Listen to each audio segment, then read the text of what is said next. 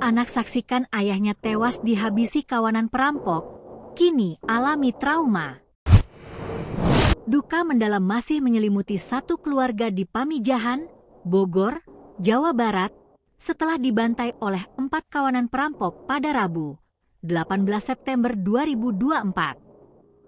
Aksi perampokan ini mengakibatkan kepala keluarga bernama Haris ditemukan tewas mengenaskan di dalam mobil Agya yang terparkir pada Rabu, 18 September 2024, pukul 3 waktu Indonesia Barat. Sedangkan korban selamat yakni istrinya, Resti bersama anaknya berinisial A, dan ibunya, sempat dilarikan ke rumah sakit karena mengalami luka serius. Di balik itu, ternyata sang anak sempat menyaksikan aksi mengerikan tersebut. Hal itu diutarakan A saat curhat kepada uanya, yakni Elis. Kesaksian dari anak yang kecil ini ada 4 orang, di luar 2 yang lagi mukulin, Haris, terus yang di dalam 2 yang mukulin Resti sama Bu Nining, ujarnya saat dijumpai tribunnewsbogor.com. Menurut A, dari 4 orang tersebut salah satunya penyandang disabilitas. Ada yang buntung kakinya.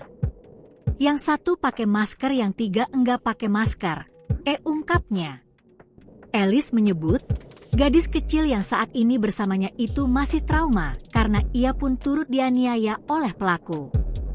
Dia jadi langsung pusing enggak ngeliat mukanya, cuma lihat baju biru sama celana jeans, terangnya. Saat ini, kondisi A sudah mulai membaik. Ia sudah diizinkan pulang dan kini tinggal bersama keluarganya saat sang ibu masih menjalani perawatan di rumah sakit. Namun, bocah berusia 10 tahun itu masih mengalami trauma usai kejadian mengerikan menimpa keluarganya. Bocah berusia 10 tahun itu kini terpaksa menjadi seorang anak yatim usai rumahnya disatroni perampok. Setelah menewaskan ayahnya, Haris, pelaku membawa mobil expander milik keluarganya.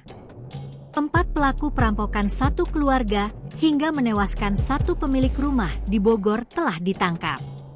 Adapun keempat pelaku yang berhasil diamankan yakni berinisial D, S, O, dan C berkat kerjasama jajaran Satreskrim Polres Bogor bersama Ditreskrimum Polda Jawa Barat.